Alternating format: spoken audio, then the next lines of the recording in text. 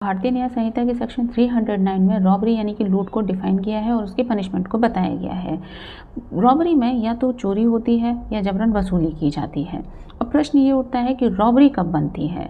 तो चोरी के दौरान जब एक्यूज चोरी का सामान ले जाते समय किसी की मृत्यु कर दे, किसी को चोट पहुंचा दे या फिर जबरन गलत तरीके से किसी को रोकने की कोशिश करता है या फिर तत्काल मृत्यु या चोट का डर पैदा करता है तो ये रॉबरी बन जाता है।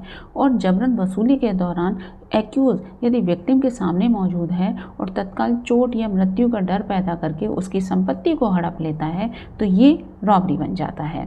अब इसको रॉबरी और एक्सटॉर्शन को एक एग्जाम्पल से समझते हैं। तो यहाँ पर यदि एक्यूज़ ये विक्टिम से कहता है कि मुझे अभी 10,000 रुपये दो नहीं तो मैं तुम्हें मार दूंगा, तो यहाँ पर खतरा तत्काल का और तुरंत का है तो ये रॉबरी बन जाता है। और यदि एक्यूज़ विक्टिम से ये कहता है कि मुझे 10,000 रुपये भिजवाओ नहीं तो तुम्हारे बच्चे को मार दिया जाएगा, और यदि वो बच्चा सामने नहीं है और खतरा भविष्य का है तो भारतीय न्याय संहिता के सेक्शन 308 के तहत ये एक्सटॉर्शन बन जाता है। अब इसके पनिशमेंट को समझते हैं। तो ऑफेंस की ग्रेविटी के हिसाब से इसके पनिशमेंट को अलग अलग बताया गया है, जिसमें कि अगर रॉबरी हुई है तो इसके लिए 10 साल के रिगरस इम्प्रिजनमेंट प्लस फाइन को बताया गया है। यदि रॉबरी हाईवे पर हुई है, सनसेट और सनराइज़ के बीच में की गई है तो इसके लिए 14 साल की सज़ा बताई गई है।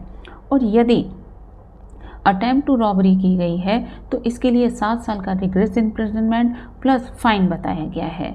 अब यहाँ पर बात करते हैं कि यदि रॉबरी के दौरान किसी को चोट पहुँचाई गई है तो इसके लिए लाइफ इम्प्रिजनमेंट या 10 साल का रिग्रेस इम्प्रिजनमेंट प्लस फाइन हो सकता है।